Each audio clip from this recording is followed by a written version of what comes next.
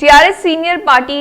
अक़लियती क़ायद अबरार हुसैन आज़ाद ने अपने 18 साल टीआरएस पार्टी से वाबस्तगी को खैरबाद कहते हुए अपना इस्तीफ़ा दिया। उन्होंने कहा कि तहरीक तेलंगाना के वक्त मुसलमानों से किए गए वादे केसीआर भूल गए हैं। 2014 और 2018 में मुस्लिम अक़लियतों ने टीआरएस पार्टी को भरपूर तायद की, लेकिन केसीआर और अक़लियती वज़ीर मोहम्मद महमूद अली ने अक़लियतों के साथ वफा नहीं किया और टीआरएस के लिए अपनी ज़िंदगी लगाने वाले कायदीन को भी बेयारो मददगार छोड़ते हुए अपनी तरक्की पर इक्तफा किया। मुसलमानों को तरक्की देने के बजाय अक़लियती इदारों को गैर कारगर करते हुए मुसलमानों की तरक्की में रुकावट बने।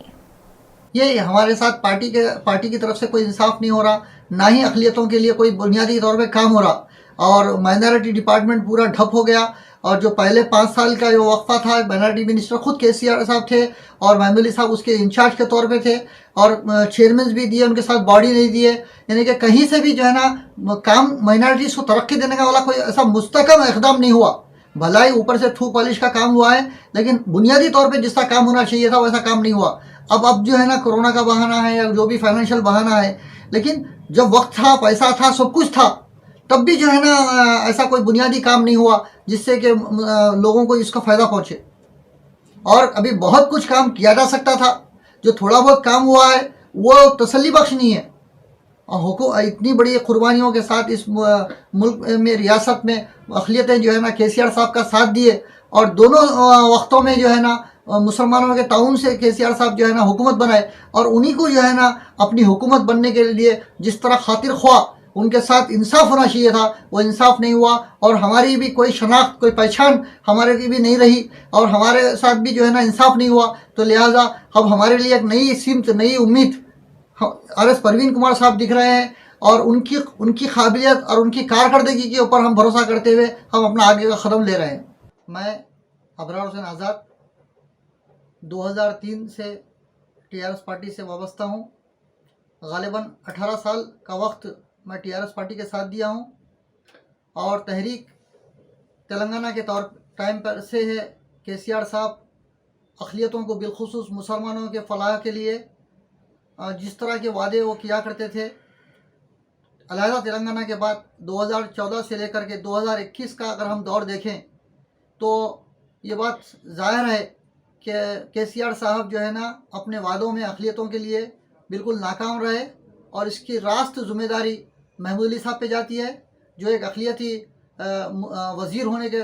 बावजूद वो मुसलमानों के फ़लाह बहबूद के लिए जिस तरह की कारकर्दगी अलहदा तेलंगाना में एक सेकुलर पार्टी के तहत जो जिस तरह की तरक्की होना चाहिए था वो नहीं हुआ।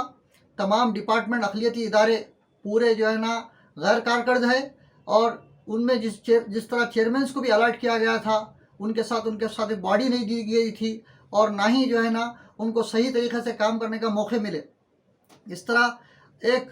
दलित क़ायद के तौर पे आर.एस. परवीन कुमार साहब एक सियासी सफ़र शुरू करने की तरफ जा रहे हैं और दलितों के और मुसलमानों के मसाइल गालिबन एक जैसे होते हैं और मुसलमान भी जो है ना एक वक्त का एक हुक्मरान था, आज जो है ना माशी तौर पे, समाजी तौर पे पसमानदा हुआ है और इनके मसाइल की यकसुई की जो काबिलियत रखने वाले एक IPS ऑफिसर के मातहत मैं अपनी टीआरएस पार्टी की वाबस्तगी से दरकिनार होते हुए आर.एस. परवीन कुमार साहब के साथ उनके नज़रियात के साथ मैं आगे जाना चाहता हूँ ताकि इस कौम के लिए, जो मुस्लिम अक़लियती कौम के लिए तालीम का सबसे बड़ा मसला है और एक आर.एस. परवीन कुमार साहब एक ऐसे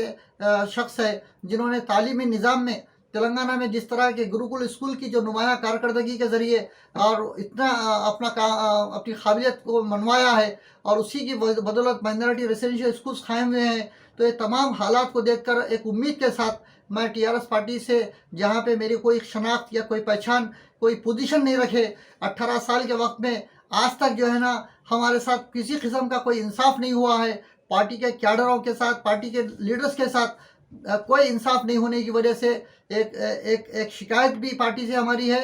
और जिस तरह की हालिया कारकर्दगी